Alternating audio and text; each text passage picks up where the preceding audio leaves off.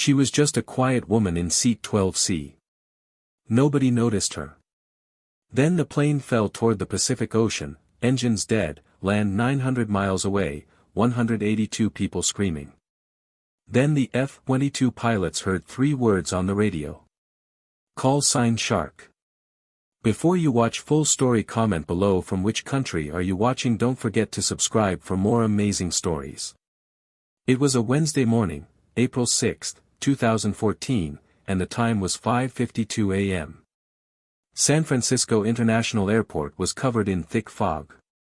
The Pacific Ocean fog rolled in every morning like a gray blanket, hiding the famous bay and turning the whole airport into a ghostly place where people moved like shadows under bright terminal lights.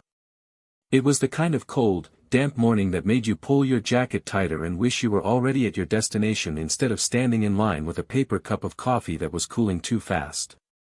The departure boards flickered with flight numbers and gate changes.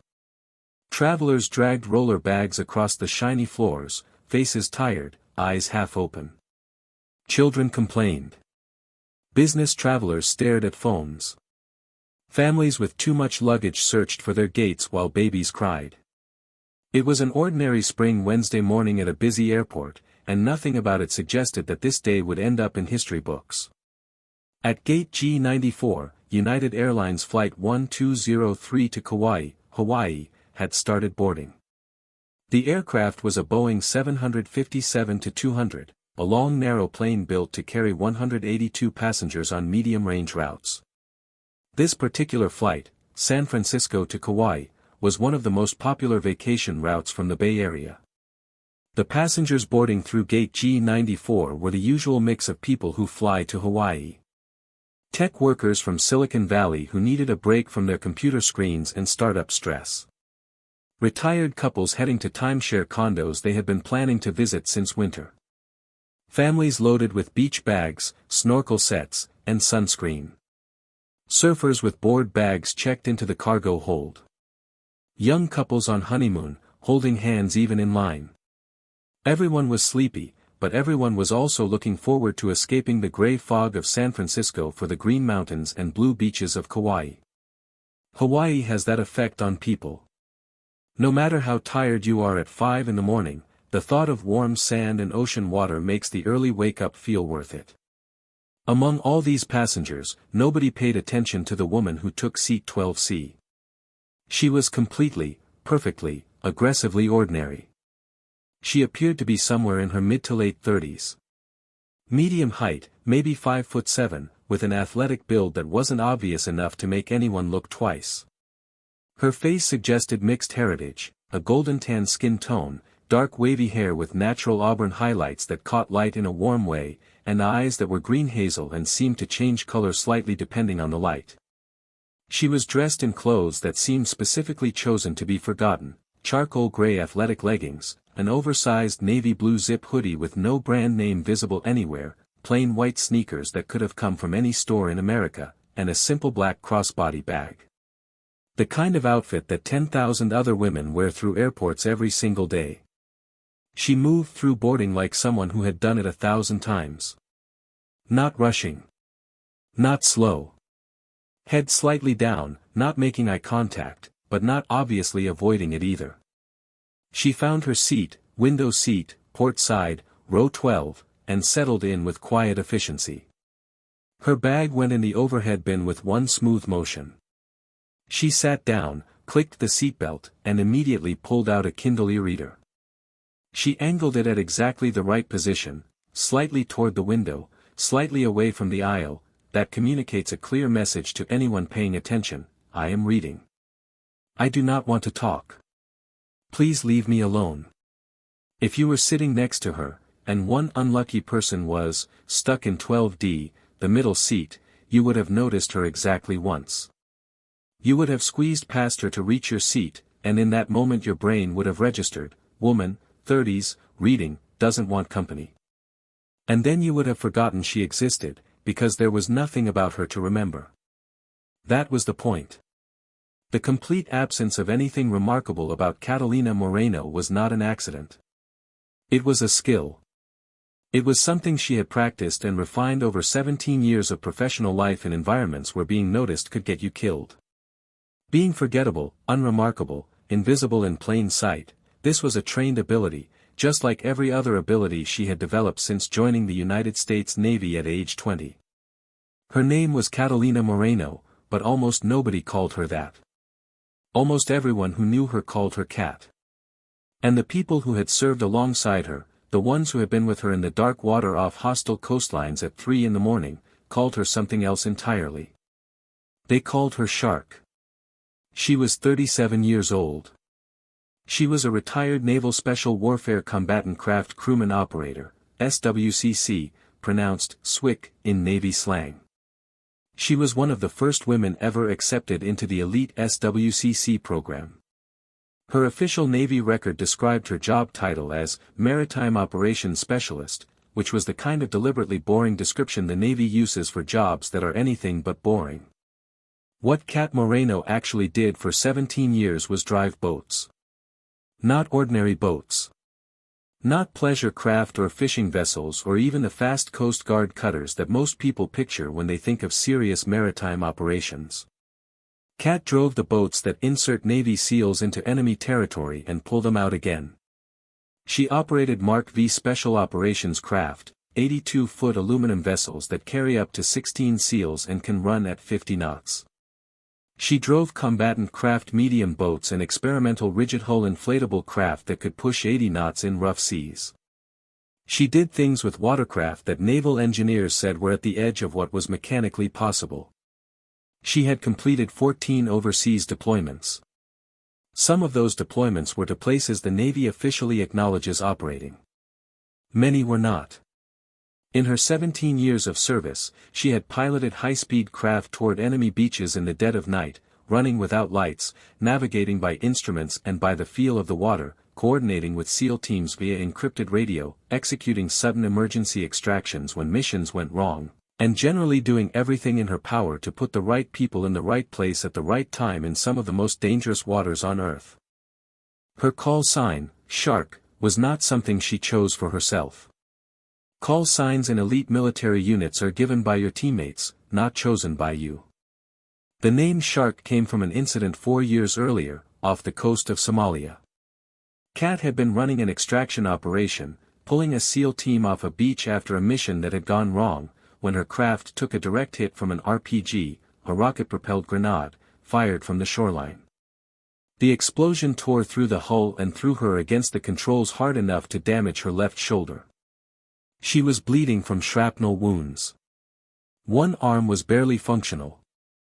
She completed the mission anyway. With one hand on the throttle and the other pressed against her own wound to slow the bleeding, Cat piloted the damaged craft 47 nautical miles through hostile waters back to the carrier group. The SEAL team she had extracted, 8 men, all alive, some wounded, watched in silence as this woman with a torn shoulder navigated in the dark by memory and training, never once suggesting they turn back or call for help, never once showing the pain on her face except for the slight tightening around her eyes. When they finally came alongside the carrier and the medical team came rushing down to help, Cat had to be physically removed from the helm because she refused to let go until she was certain everyone else was off the boat. One of the SEALs, a chief petty officer named Williams who had been on more than 30 combat deployments and had never once given anyone a compliment unprompted, had stood on the carrier deck and said, loudly enough for everyone to hear, "She moves through danger like a shark moves through water. Nothing stops her. She just keeps going forward." The name had stuck instantly. From that day, she was Shark. Cat had left active duty 6 months ago. Not because she wanted to. Not because she had found something better or because she was tired of the work or because she had reached the end of her service obligation. She left because her body finally protested 17 years of constant combat stress in a way that she couldn't ignore. A Navy doctor during a routine examination had found something troubling: stress-induced cardiac arrhythmia. An irregular heartbeat triggered by the kind of sustained high-stress conditions that come with combat operations. The doctor had been careful and kind about it, explaining that this kind of arrhythmia often resolves with rest, that it wasn't necessarily permanent, but that continuing in a combat role with this condition could be fatal. The stress of an emergency situation, exactly the kind of situation Kat had experienced dozens of times, could trigger a cardiac event that might kill her before anyone could help. The Navy had given her an honorable discharge with full benefits and told her to take a year, rest, see how her heart responded to lower stress, and then they would revisit whether she could return in a non-combat training role. 6 months later, Kat was sitting in seat 12C of a Boeing 757 with a Kindle in her hand and a Lee Child thriller on the screen, flying to Kauai for her sister's wedding. Her sister Isabella was getting married in 3 days. Kat was the maid of honor. She had agreed to this before she was discharged, back when being the maid of honor seemed like a thing normal people did that she could somehow pretend to also do. Now that she was 6 months into civilian life and still hadn't figured out how normal people existed, how they filled their days without missions, without purpose, without the constant hum of preparing for the next deployment, the idea of standing at a wedding making small talk with relatives felt almost impossibly foreign. But family was family. She had bought the ticket. She had packed the charcoal leggings and the navy hoodie and the forgettable sneakers. She had settled into 12C with her Kindle and her practiced invisible woman posture, and she was going to get through this. The wedding would be fine. The small talk would be fine. Everything would be fine. She just missed it. She missed the water. She missed the dark and the speed and the purpose and the weight of knowing that lives depended on whether she did her job correctly. She missed being shark. The aircraft pushed back from the gate at 6:23 a.m. By 6:41 a.m., Flight 1203 was airborne, climbing through the fog into clear air above, turning southwest toward Hawaii. The flight was smooth and uneventful for 2 hours and 14 minutes. At 35,000 feet, above the Pacific Ocean, the world looks simple. The sky above is a deep clear blue that you never see at ground level. The ocean below is invisible most of the time, hidden under clouds. The aircraft moves with a steady, constant vibration that passengers quickly stop noticing. People sleep, read, watch movies on small screens, eat snacks from foil packages, and generally exist in the strange suspended state of long-distance flight. Kat had read 60 pages of her thriller and was on her second cup of coffee when everything changed. It happened at exactly 8:17 a.m. Pacific Time. 900 miles west of San Francisco and 1,100 miles east of Kauai, the precise midpoint of the Pacific Crossing, the location farthest from any land in any direction, United Airlines Flight 1203 flew directly into a flock of bar-tailed godwits. Bar-tailed godwits are large shorebirds, native to Alaska, that make one of the most extraordinary migrations in the animal kingdom. Every year they fly non-stop from Alaska to New Zealand and back, the longest non-stop migration of any bird species on Earth. To accomplish this, they fly at very high altitudes. They have been recorded at altitudes up to 37,000 feet, higher than most commercial aircraft cruise. They have hollow bones, enormous lung capacity, and hearts that can beat at rates that would kill most animals. They are extraordinary creatures. On this particular Wednesday morning in April, a flock of several hundred godwits was making their migration flight. They were crossing the Pacific at approximately 35,000 feet when a Boeing 757-200 flying at 490 knots came through their flock. The 757 hit them at relative velocities that made the collision catastrophic. Large birds, some weighing over a pound each, struck the engine intakes at nearly the speed of sound from the engine's perspective. Multiple birds were ingested into both engines simultaneously. The high-bypass turbofan engines of the 757, powerful and reliable machines that had handled rain, hail, and occasional single bird strikes without serious damage, could not handle this. The fan blades shattered under the impact. Both engines flame out within 8 seconds of each other. The aircraft lost thrust from both engines almost simultaneously. That alone would have been survivable. A 757 can glide. Pilots train for dual-engine failures. The Hudson River landing of 2009 proved that a skilled crew could put a powerless aircraft down safely under the right conditions. But the bird strike had also done something else. The impact and the engine disintegration had sent debris through the engine housings that severed critical hydraulic lines running along the lower fuselage. Hydraulic fluid is the lifeblood of modern aircraft control systems. Without hydraulic pressure, the flight control surfaces, the ailerons that control banking, the elevators that control pitch, the rudder that controls yaw, stop responding normally. The pilots were losing not just thrust but control authority.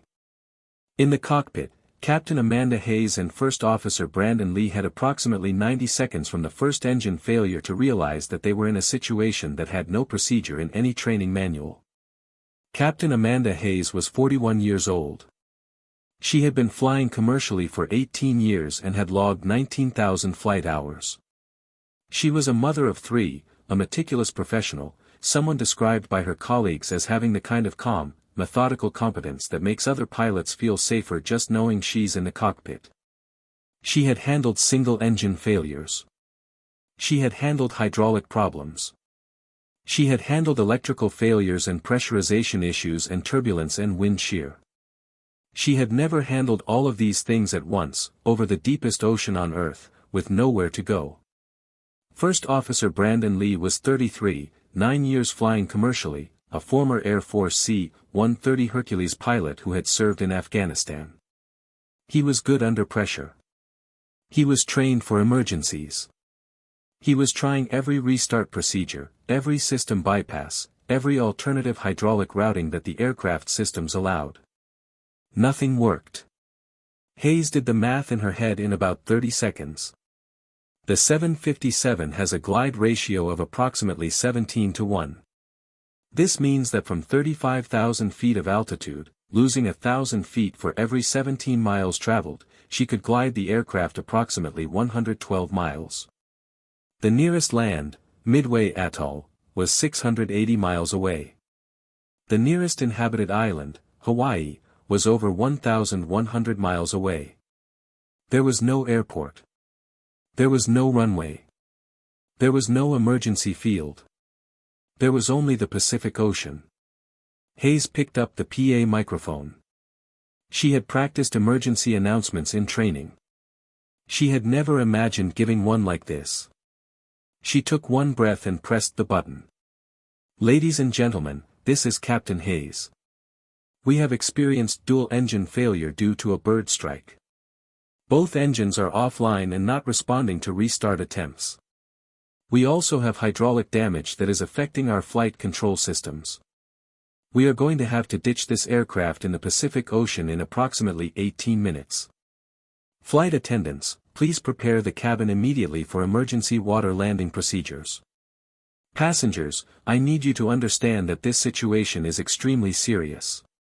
You must follow all emergency instructions exactly as given. We are over deep ocean, far from any land. Your survival depends on following the instructions of the flight attendants. Coast Guard and Navy rescue operations are being alerted immediately. Emergency services are being dispatched. Please stay as calm as you can and listen carefully to your flight attendants." She set down the microphone. Brandon Lee was already transmitting the Mayday signal on emergency frequency 121.5 MHz. The aircraft's emergency transponder code, 7700, was set. Every radar system within range was now seeing a distressed aircraft descending over the Pacific. In the cabin, the announcement hit like a physical thing. For approximately 2 seconds, there was absolute silence. Then the screaming started. In Seat 12C, Kat Moreno felt something she had not felt in 6 months. The switch flipped. Every combat operator has a version of this. It is the mental transition from civilian awareness to combat awareness, from normal human emotional response to tactical analytical mode. Psychologists call it different things. Soldiers and operators just call it the switch, the moment when fear stops driving the mind and training takes over.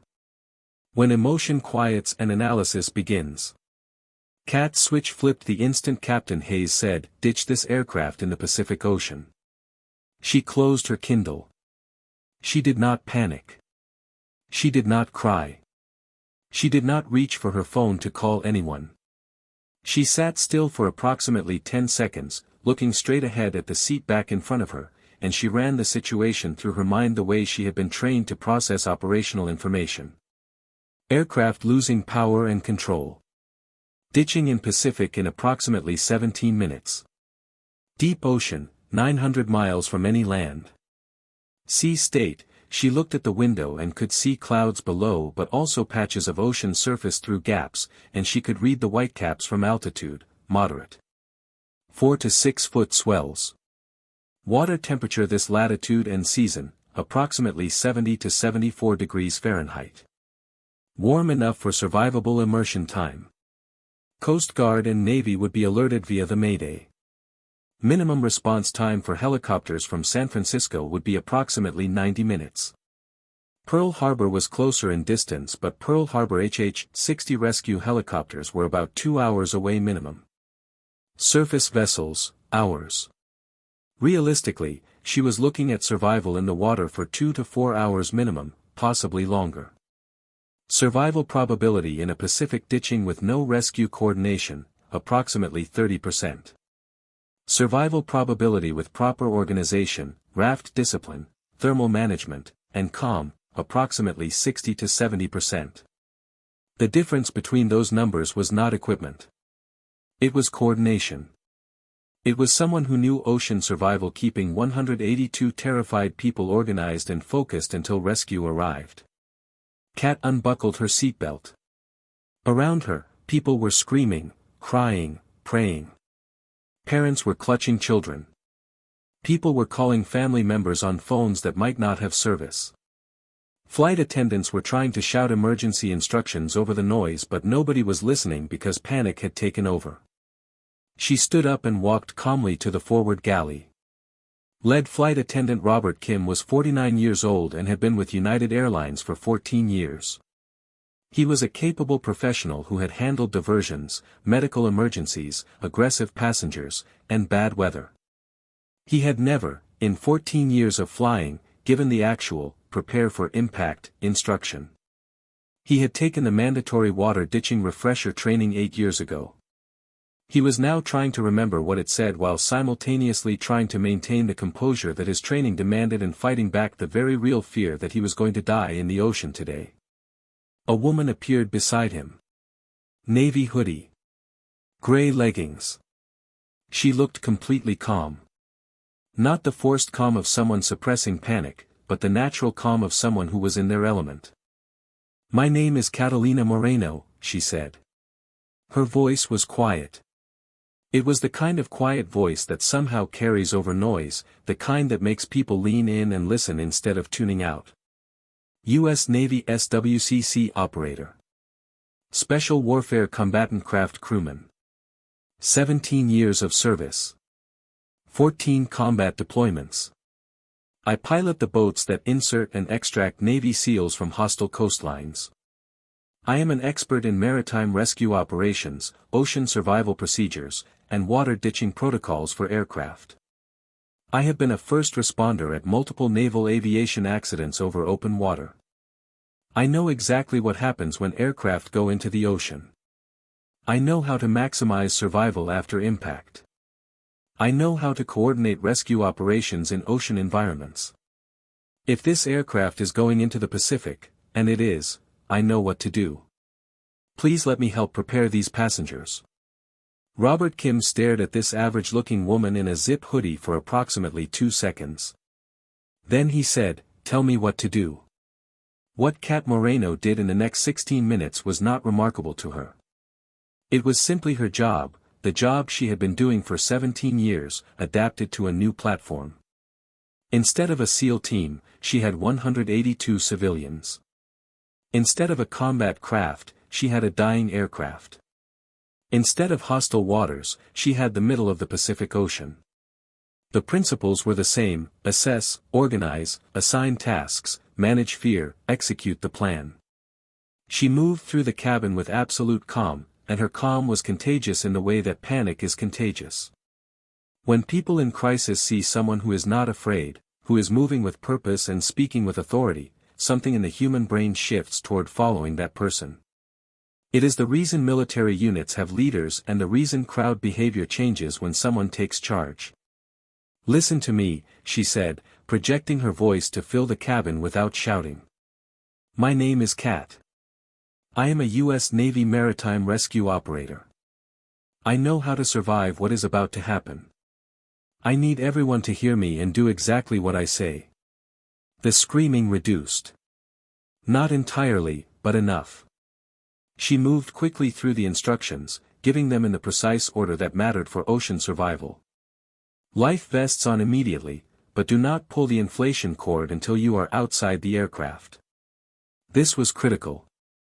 People died in aircraft ditchings because they inflated vests inside and couldn't move through exits. The vest would inflate and pin them in the cabin as water came in. Strongest swimmers needed to sit near emergency exits where they could assist others in deploying slides and helping less mobile passengers. She quickly identified several large men, 2 college-aged, one who mentioned he was a swim coach, and directed them to the overwing exits and the rear door exits. Parents with children, move to the rows nearest emergency exits. If you are holding a child, you must keep one arm free to swim. Hold the child's vest, not the child's body. Elderly passengers and anyone with mobility issues, move toward the rear where the flight attendants could assist with evacuation. Remove high heels. Remove sharp jewelry. Anything that could puncture an emergency slide or life raft goes into the seat pocket now. When we hit the water, the aircraft will float. Based on the aircraft type and impact conditions, they probably had 60 to 90 seconds before the aircraft would begin sinking. Everyone needed to be out in that window. Not a single person could hesitate at the exit. She found the aircraft's survival equipment manifest from Robert and calculated quickly. For emergency slide/rafts. 2 at front, 2 at rear. If deployed correctly and immediately on impact, they could hold the passenger count. She needed the strongest adult's position to yank those raft handles the instant the aircraft stopped moving. She went to the cockpit. Captain Hayes was fighting.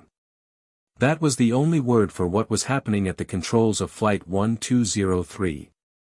She was fighting gravity and physics and failing hydraulics and the whistling of an aircraft in a controlled glide that was becoming less controlled by the minute.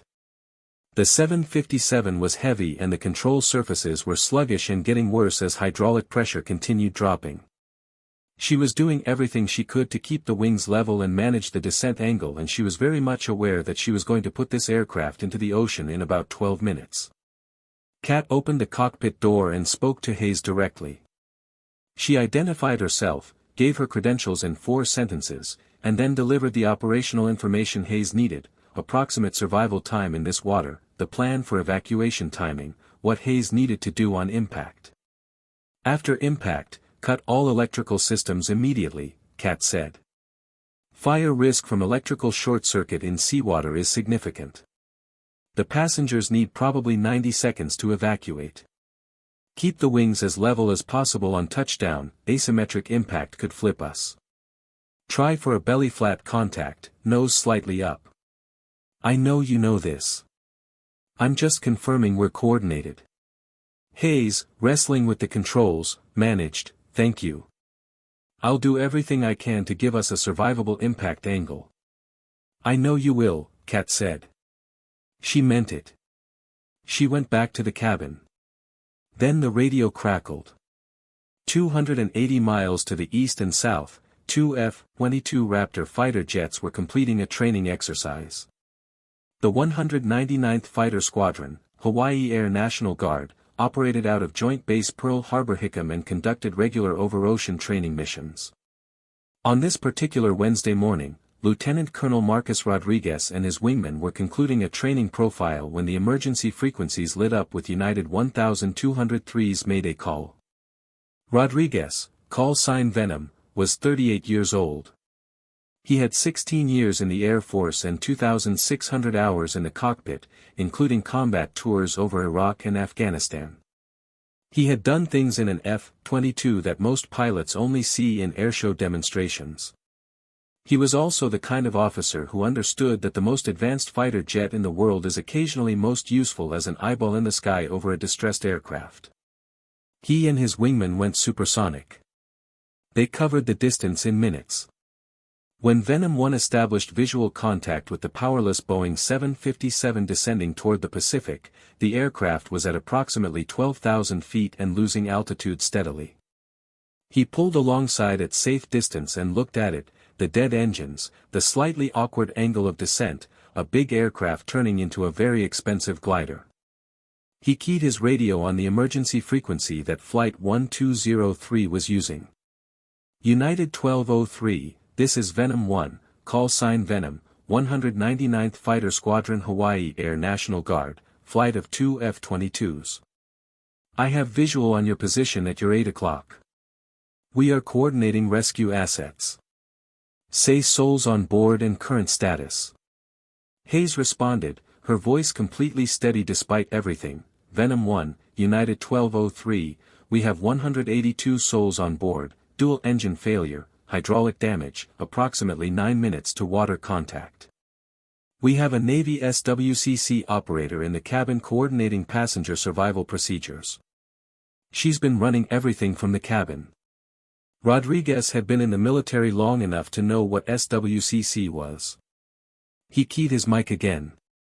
United 1203, whoever is coordinating maritime procedures in the cabin, identify yourself on this frequency. Kat had moved back to the galley area where Robert had the intercom handset. She took the handset and the flight attendant patched the signal through to the cockpit radio. Venom 1, this is Catalina Moreno. Retired SWCC operator. Call sign Shark. I was supporting SEAL Team 6 maritime operations out of the West Coast for the last 8 years of my service.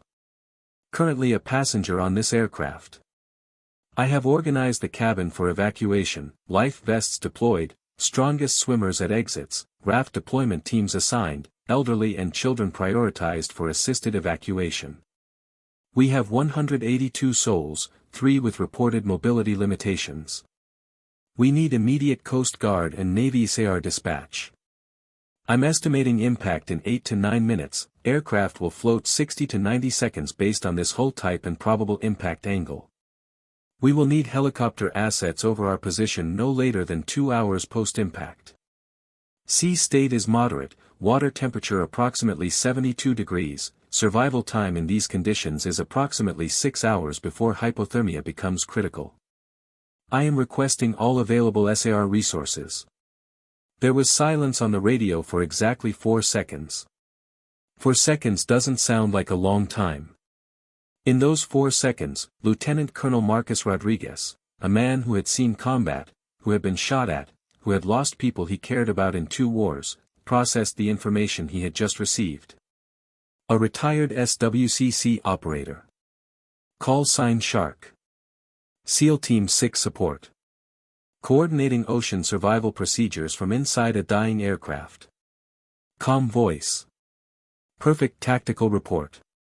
Request for specific rescue assets with calculated survival timeline. When he spoke again, his voice had changed. Not emotional, Rodriguez wasn't the type, but there was something in it that everyone on that frequency recognized. Shark. Call sign Shark from SWCC. Copy that. He paused for just a beat. United 1203, listen to me. You have one of the most experienced maritime survival operators in naval special warfare coordinating your ditching from inside that aircraft. Shark, I know what SWCC operators do. I've watched your people operate. I know what you're capable of. Coast Guard HC-130s are launching from San Francisco right now. Navy HH-60 rescue helicopters are scrambling from Pearl Harbor. ETA to your position approximately 2 hours. Surface vessels are being diverted but minimum 6 hours. You need to keep those people alive in the water for 2 hours. You have trained more operators on ocean survival than I can count. You know everything there is to know about keeping people alive in the Pacific. Now use it. Keep them alive. We are coming. The radio cut out. In the cabin, Robert Kim had been listening on the intercom. Several passengers nearby had heard parts of the exchange through the thin walls of the aircraft. Word moved quickly. A Navy special operator. Call sign Shark. The Air Force knew her. Rescue helicopters were already launching. The screaming in the cabin dropped another level. Kat didn't listen to any of it. She was walking the aisle one final time, checking that every vest was correctly positioned, that every exit team knew their exact role, that every parent with a child had heard the instruction about keeping one arm free. She was running her checklist in her head the way she had run pre-mission checklists on boats in the dark off hostile coastlines. Same checklist. Different platform. She found her seat, 12C, and sat down. She put her Kindle in the seat pocket. She tightened her seatbelt as tight as it would go. She reached up and adjusted her life vest straps. She looked out the window. The ocean was very close now. Captain Amanda Hayes put United Airlines Flight 1203 into the Pacific Ocean at 8:35 a.m. Pacific Time. What she did in those final minutes was extraordinary. With failing hydraulic pressure, with control surfaces that were increasingly unresponsive, with an aircraft that wanted to roll right because of asymmetric hydraulic loss, she kept the wings level by using every technique available, differential rudder input, careful weight and balance adjustment through fuel transfer where she still had control, constant small corrections on the stick. She maintained a nose slightly up attitude. She bled off airspeed carefully, using what little control authority she had to manage the descent profile. The 757 hit the water at approximately 155 knots. Not perfect, a perfect ditching would be slower, but within survivable parameters. The aircraft's belly contacted the water and the ocean pushed back hard. The impact was violent, the deceleration massive. Overhead bins burst open. Loose items flew forward. People who had properly braced, leaning forward, arms protecting their heads, feet flat on the floor, survived the impact. People who had not braced suffered injuries. But the aircraft held together. The fuselage didn't break up. The wings stayed attached. The landing gear had collapsed on impact but the belly held. The 757 skidded across the surface of the Pacific Ocean for approximately 300 feet, throwing spray in all directions, and then it settled. Floating. Intact. Damaged, flooded through several breaches in the lower fuselage already, but floating. Hayes immediately cut all electrical systems, exactly as Kat had told her. In the cabin, for approximately 2 seconds, there was silence except for the sound of rushing water and people's breathing. Then Kat Moreno was on her feet. "Exits open now," she shouted, and her voice carried the full command authority of 17 years. "Raft teams move. Do not inflate vests inside the aircraft. Move to exits and go." The exit teams she had built, the strong swimmers, the flight attendants, the assigned helpers, responded. They had been told exactly what to do. In the shock of impact, training and assigned tasks are the things that survive. Raft handles were pulled. Emergency slides inflated, hitting the water with enormous splashes and becoming floating platforms. Robert Kim and the other flight attendants deployed them with practiced efficiency. Kat was everywhere at once. She physically guided elderly passengers to exits. She helped a mother with 2 young children to the slide and made sure all 3 went down together. She organized the human traffic at each exit so that instead of a crush, it was a rapid flow. She was in the water before most passengers, reaching up to help people from the slide into the rafts, physically lifting a child who had become separated from his parents. The 757 floated for 93 seconds. Then it began to settle noticeably, the nose dipping, the tail rising slightly. Water was coming in through the impact breaches faster now. "Clear the aircraft," Kat shouted from the water. "If you're still inside, move now. Go. Go. Go." The last passenger, an elderly man in a wheelchair who had been assisted by 2 flight attendants, came down the rear slide at the 89-second mark. Kat counted heads in the water. For rafts deployed, all intact. She swam the perimeter quickly, counting, assessing. 182 souls on board. She needed 182 in the water. She counted 178. 4 unaccounted.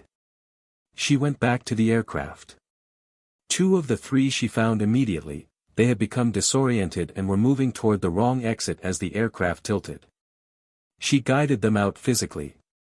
The 3rd was already in the water but had drifted away from the group, panicking, swimming away rather than toward the rafts. She swam after him, caught him, turned him around. The 4th, she would learn later in the official report, had been in the lavatory at the moment of impact, thrown against the partition wall hard enough to suffer a severe head injury. He had lost consciousness. He was gone before impact. There was nothing that could have been done. The 757 went under at the 108-second mark. The Pacific Ocean in April, at this latitude, is approximately 72 degrees Fahrenheit. That sounds warm. It is not warm enough to be comfortable when you are floating in it for hours. The human body loses heat in water about 25 times faster than it loses heat in air of the same temperature. At 72 degrees, a person in the water without significant insulation starts experiencing the beginning stages of hypothermia in approximately 2 to 3 hours. Critical hypothermia, the kind that kills, comes at 4 to 6 hours.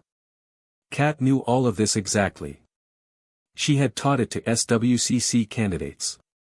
She had assessed it in actual rescue operations. She ran the numbers constantly as she worked. Organizing 178 survivors in open ocean on 4 emergency rafts sounds straightforward. It is not. People who have survived a plane crash are not in a calm mental state. Some are in shock, sitting and staring at nothing. Some are hysterical, screaming for family members. Some are in pain from impact injuries and cannot help themselves. Some are convinced that swimming for land is a good idea. It is never a good idea, land is 900 miles away. Some are experienced swimmers who feel falsely confident about their ability to manage without a raft. Kat managed all of it with the same systematic calm she brought to everything. She organized the rafts into a cluster, tying them together with the cordage she found in the survival kit. A cluster of rafts is harder for rescue aircraft to miss than individual scattered platforms, and it prevents the psychological disaster of survivors being separated and watching each other drift away. She identified the people who were most at risk for hypothermia, the elderly, children, anyone with significant body surface area injuries, anyone showing signs of shock, and concentrated them in the most protected positions in the center rafts, with other survivors sitting close to share body heat. She deployed the sea anchors from the survival kit. Sea anchors are underwater drag devices that slow a raft's drift. They wouldn't stop the rafts from moving, but they would slow the drift and make the cluster's position more predictable for rescuers. She assessed injuries systematically. A 757 impact into the ocean at 155 knots, even a survivable impact, causes injuries. She found broken bones, lacerations, probable concussions, one man who appeared to have a dislocated shoulder. She organized the flight attendants, who all had basic first aid training, to provide what care they could. She kept talking. Constantly. Moving between rafts, giving updates, answering questions, explaining what was happening. She told people what the helicopter arrival time would be. She explained how the rescue would work. She told them what to do when the helicopter arrived: wave, group together, follow the rescue swimmer's instructions without arguing. She gave people tasks. People in crisis need tasks. Tasks replace fear with action. At 9:14 a.m., 39 minutes after impact, she heard it, the distant sound of aircraft engines. It was the F-22s. Rodriguez and his wingmen couldn't land on water and couldn't drop anything useful, but they could orbit overhead and serve as a relay station for radio communications, helping coordinate between the survivors and the incoming rescue aircraft. Rodriguez's voice came over the small emergency radio from the survival kit. Shark, Venom 1. Coast Guard HC-130 is airborne from San Francisco, ETA your position 10 a.m., approximately 45 minutes. First Navy HH-60 is airborne from Pearl, ETA 10:45 a.m. I have a Coast Guard cutter diverted but minimum 5 hours out. How are you doing down there? Cat keyed the radio. Venom 1, Shark. We have 178 survivors in the water, 4 casualties, all from impact injuries. Approximately 12 people showing early hypothermia signs, none critical yet. 6 impact injuries ranging from minor to 1 probable internal. Raft cluster stable, sea anchors deployed. We're ready to receive rescue swimmers and baskets on first arrival. What's the order of evacuation? Most critical first, Rodriguez said. Rescue swimmers will triage. You call priorities. Copy, Cat said. At 10:02 a.m., the Coast Guard HC-130, a large 4-engine turboprop, appeared from the northeast and descended over the raft cluster. It was a fixed-wing aircraft and couldn't land or hover, but it could drop equipment. It made 2 passes, dropping additional inflatable rafts, survival suits, water, food, and a larger radio unit that gave Cat clearer communication with inbound helicopters. At 10:47 a.m., 2 hours and 12 minutes after ditching, the first helicopter arrived. It was a Navy HH-60 Seahawk with a crew of 4, 2 pilots, a flight mechanic, and a rescue swimmer. The rescue swimmer went into the water on a line, surfaced next to the raft cluster, and started triage. His name was Chief Petty Officer Jake Morrison. He was 32 years old, had been a rescue swimmer for 9 years, and had been certified partly through a maritime survival course co-developed by SWCC instructors at Coronado. He had heard the name Shark. He had heard stories about the Somalia extraction. He had seen the training videos. He surfaced next to the raft and found a woman in a navy hoodie, now soaking wet and heavy, who had been organizing survivors for over 2 hours without showing any sign of stopping. "Ma'am," he said. "Are you Shark? Are you Cat Moreno?" Cat was helping a 6-year-old boy into the rescue basket. She didn't look up. "Retired," she said. "Medical discharge. Cardiac issue. Take the child first. We have an elderly woman in Raft 3 with critical hypothermia, take her second. I have a triage list by raft position." Morrison processed this for approximately 1 second. Then, "Yes, ma'am." The rescue operation lasted 3 hours and 17 minutes. It was not one helicopter. At peak operation, there were 8 helicopters working the survivor cluster simultaneously, Navy HH-60s from Pearl Harbor, Coast Guard MH-60TS from San Francisco and Barbers Point, and 2 civilian SAR helicopters scrambled from private operators in Hawaii. 2 Coast Guard cutters were still 6 hours away but had been diverted and would collect anyone not airlifted. The HC-130 served as an airborne command post, coordinating helicopter approach patterns so they didn't conflict. Cat stayed in the water for most of it. She moved between rafts, monitoring hypothermia progression, calling priorities to rescue swimmers, physically helping people into basket systems when they were too cold or too frightened to cooperate. She gave helicopter crews precise information about each survivor's condition so they could prioritize transport. When an elderly man named Arthur, 73 years old, traveling to Hawaii to meet his grandchildren for the first time, began showing signs of dangerous hypothermia, she flagged him immediately and stayed with him, physically holding him upright in the water and talking to him until the basket came down. Arthur survived. 3 people did not. 2 had died in the impact itself, massive trauma injuries from the collision that were not survivable regardless of any subsequent action. 1 was the woman in the lavatory who had been injured before the water.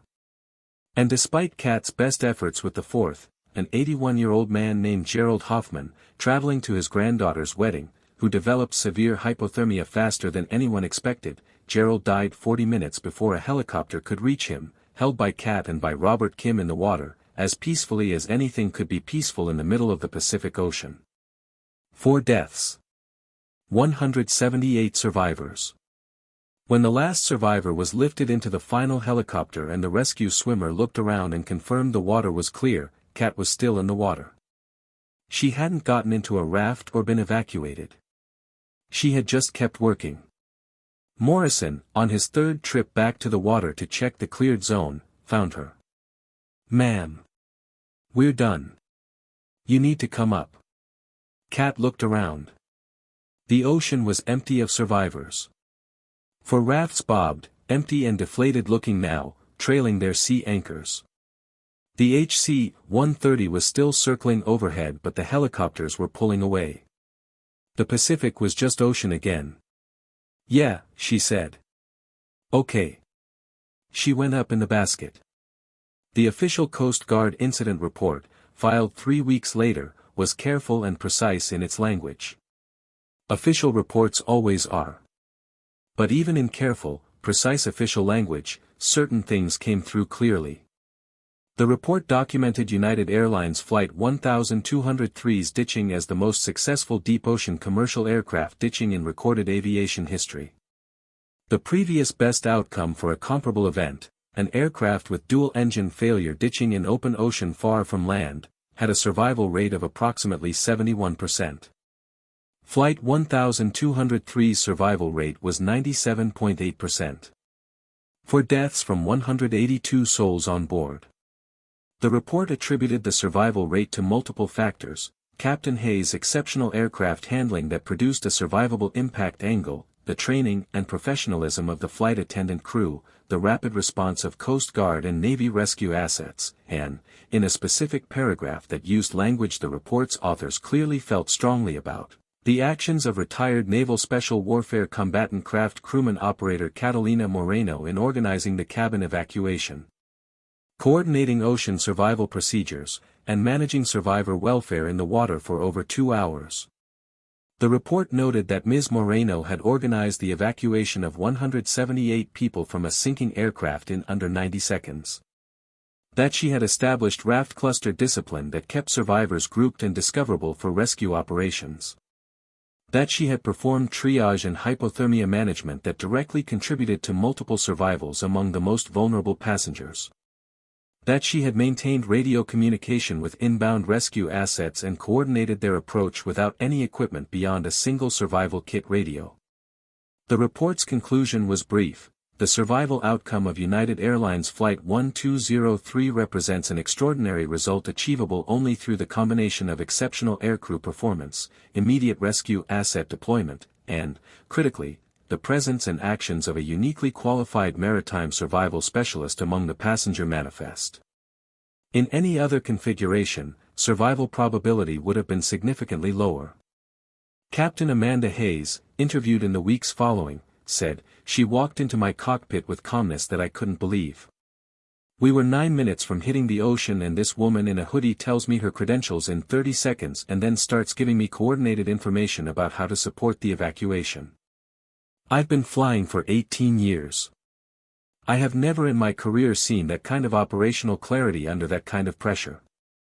She didn't save us with any special equipment or any ability to stop what was happening. She saved us by knowing exactly what to do and doing it without any wasted motion.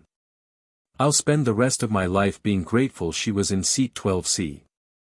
Robert Kim said less in interviews. He was still processing what he had experienced. But he did say one thing that was quoted widely: when she walked up to me in the galley and said, "Let me help," I had nothing. I was trying to remember 8-year-old training. She had everything. I just said yes and got out of her way. Lieutenant Colonel Marcus Rodriguez, back at Pearl Harbor, watched the news coverage of the rescue. He was not given to sentimentality. He had done things in combat that required shutting down the part of the brain that processes sentiment. But when a reporter asked him about the moment he heard Kat's voice on the radio and identified her call sign, he paused for a long moment before answering. "In 17 years," he said, "I have flown over a lot of very bad situations. I have talked to people in emergencies who are scared and doing their best. I have also, on rare occasions, talked to people in emergencies who sound like they are exactly where they're supposed to be, doing exactly what they were made to do, and none of it is going to stop them from completing the mission. Shark sounded like the second kind of person. When you hear that voice, you know the situation is going to be okay. That's a rare thing. 3 weeks after the ditching, Kat was back in her studio apartment in San Diego. She had attended the family interviews and declined the media ones. She had answered every official question from the Coast Guard and NTSB and Navy with complete accuracy. She had attended one press conference at the insistence of United Airlines, sat in the back, and said as little as possible. She had been to Kauai. Isabella's wedding had been delayed by a week, the maid of honor being rescued from the Pacific Ocean 2 days before the original date had made rescheduling necessary. When they finally had the ceremony, Kat had stood at her sister's side in a dress that felt more foreign than any combat gear she had ever worn, smiled at the right moments, given a toast that was short and came from something real, and danced at the reception badly and without caring. It was the best she had felt in 6 months. Not the wedding, though that was good. But the period between the ditching and the wedding, those 2 weeks, had clarified something. A reporter found her eventually. They always do. She agreed to one interview, brief, on her own terms. "How did you stay so calm?" the reporter asked. Kat thought about it for a moment before answering. "For 17 years, she said, I put seals into hostile water and pulled them out. I coordinated emergency recoveries in hurricane conditions. I piloted damaged boats with one hand while bleeding from shrapnel wounds. That's what SWCC operators do. We put people in the ocean. We pull them out. We're good at ocean survival. It's our job." She paused. The passengers on Flight 1203 did most of the work. They were terrified and they followed instructions and they helped each other. Captain Hayes gave us a survivable impact, that was extraordinary flying with equipment that was barely functioning. The rescue crews executed perfectly. I just organized. That's what operators do. We see chaos and we find the structure inside it and we turn it into mission success. That's all it was. The reporter asked if she missed active duty. Another pause. Longer. 6 months ago, Kat said slowly, I was discharged for a cardiac condition. The Navy said I couldn't handle combat stress. And for 6 months I tried to be a normal civilian and I could not figure out who that was. I tried to be a person who reads Lee Child thrillers on planes and drinks coffee and goes to weddings and doesn't think about ocean currents and insertion angles and survival probability calculations. It didn't work. Because I'm not that person. She looked at the reporter. Her hazel green eyes were very clear. 2 weeks ago I was in the middle of the Pacific Ocean with 178 people who needed someone who knows how to keep people alive in open water. And I was that person. Completely. Everything I had, everything I knew, every piece of training from 17 years, it was all exactly right. Nothing wasted. Nothing missing. That's a feeling that I haven't had since I was discharged. That feeling of being exactly who you are, in exactly the right place, doing exactly what you were built to do. She sat back slightly. I'm not a civilian who tries to be normal. I'm an operator. That's not going to change because I'm not on active duty. It doesn't change because of a cardiac condition. I'm still Shark. That's just who I am. 2 weeks after that interview, Naval Special Warfare Command, which had been watching all of this with considerable interest, made a phone call to the studio apartment in San Diego. The offer was formal and official: return to active duty as Chief Instructor, SWCC School, Coronado, California. Responsible for developing and teaching maritime survival curriculum, ocean rescue coordination training, and advanced water operations procedures. Shore-based assignment. No combat deployment requirements. No cardiac stress threshold concerns. Full active duty benefits and rank restoration. The job description, broken down to its simplest form: teach the next generation of SWCC operators how to keep people alive in the ocean. Kat accepted before the officer finished explaining. She reported to Coronado on a Monday morning in May. She wore her uniform for the first time in 6 months.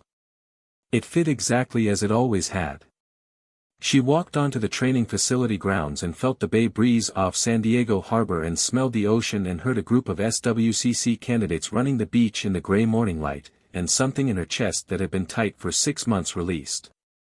On the first day of instruction, she stood in front of 30 SWCC candidates and looked at them the way she had looked at every class she had ever helped train, seeing the potential, seeing the work ahead, seeing the operators they would become. "My name is Chief Instructor Moreno," she said. "Call sign Shark. Some of you know what that means. Some of you don't yet. By the time you complete this course, you will understand exactly what it means, because everything I know about keeping people alive in the ocean, I am going to teach you. Every technique. Every calculation. Every decision tree. Every piece of knowledge I accumulated in 17 years and 14 deployments and one unexpected flight to Hawaii." A few of them smiled at that last part. The story of Flight 1203 had spread through every corner of naval special warfare within days of it happening. Being a maritime operator, Kat continued, is not about being fearless. Fear is appropriate information. It tells you what the environment is doing and what's at stake. Being an operator means you receive that information and then you act anyway. Fear does not stop the mission. Nothing stops the mission. You keep swimming. No matter what the water throws at you, no matter how far from land you are, no matter how many people are depending on you, you keep swimming. She let that land for a moment. Sharks don't stop swimming. They can't. It's how they survive. It's what they are. For 6 months I tried to stop being Shark. I tried to be a civilian, a normal person, someone who exists on land and doesn't think about ocean currents. That doesn't work. I am what 17 years made me. I am what the water made me. That's not going to change. She looked around the room at 30 young faces paying close attention. That's what I want for each of you. Not just the technical skill, though we will cover every piece of technical knowledge until you can recite it in your sleep. I want you to understand what you are. You are maritime operators. The ocean is your environment. Other people go into the water afraid. You go in knowing exactly what to do. That's the difference. That's what we build here. She picked up the course manual from the desk. Let's get started. The survivors of United Airlines Flight 1203 formed a group. It wasn't organized officially, no non-profit, no formal structure. It was just 178 people and a handful of their family members who stayed connected through a private online forum and met annually on April 6. Sometimes in San Francisco, sometimes in Hawaii, sometimes wherever was convenient for the most people. Kat never attended. She was always invited. The invitations were always warmly written and always specifically asked for her presence and always told her what she had meant to each person who wrote. She read every one. She kept them. She didn't attend because she genuinely didn't understand what they needed from her. She had done a job. The job was over. Showing up at reunions felt to her like something else, something she didn't have the vocabulary for. She was an operator. Operators execute missions. The mission was complete. What she didn't know, what she couldn't know because she hadn't attended, was what happened at the 5th annual gathering, in San Francisco, on April 6, 2019, when the organizer stood up in front of 134 survivors who had made it back that year and asked everyone to share one thing they remembered. One woman, Christine, who had been in seat 26F, traveling with her 8-year-old daughter Emma, stood up and said, "I remember the moment I stopped panicking. It was when I heard her voice. Not what she said, I couldn't even understand the words at first because I was crying too hard. It was just the voice. That absolute quiet certainty that someone knew what to do. I have never in my life felt so completely certain that I was going to survive, in a situation where I should have been certain I would die, as I felt in that moment when she started talking. Emma is 13 now. Emma is alive because of that voice. There were other stories. Dozens of them. The man who had been swimming away from the rafts in a panic and felt a hand close around his arm and turn him around.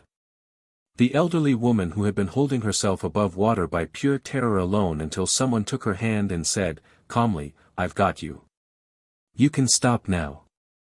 The teenage boy who had frozen at the exit until a voice said, "Your job right now is to go down this slide, that's your whole job, just do that one thing," and he had done it. They didn't need Kat at the reunion to honor her. They carried her in the thing she had given them, which wasn't the rescue itself but the knowledge that it was possible, that in the worst moment of their lives, someone who knew exactly what to do had been there and had done it. That's what operators do. They see chaos and they find the mission inside it. They keep swimming.